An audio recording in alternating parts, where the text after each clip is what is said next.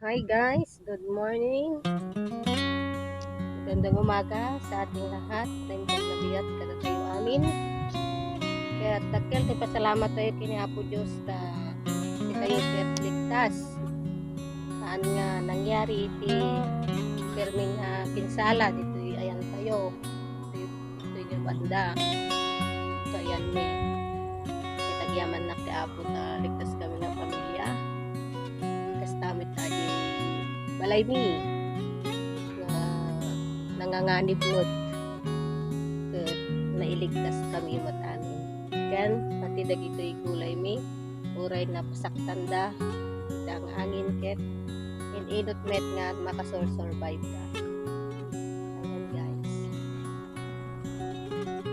di kalman kalkalpas di bagyo ket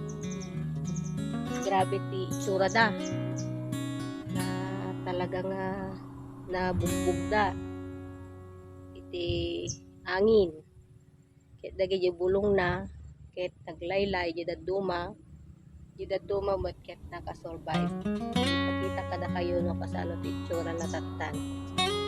and guys ti itsura na tattan lumang to iti bulbulong na hindi bulong na iti kalman ti bulbulong dagiti duma ket kastoy ti bulong na di kalman dati kastoy na bulong niyo lalaylay kastoy ti bulong na di kalman grabe pati parigat na siapa niyo tukulo kaya tagyaman ti Apo tata nakasurvive ket pati bunga na dagay bungunganan ang kuam mo ini mabalin nga apitin mga 2 days pwede nga harvestin basta ni dadakkelon ada sabong na yun pwede gid do mga sabong na narigrig nagita narigrig yung mga nakasurvive mo jud aduma kasta ti bunganan tapos rumor pa dagiti mga sabong na ang kita ti sabong na nga barbaron ti pagyamanan tayo kini Apo ket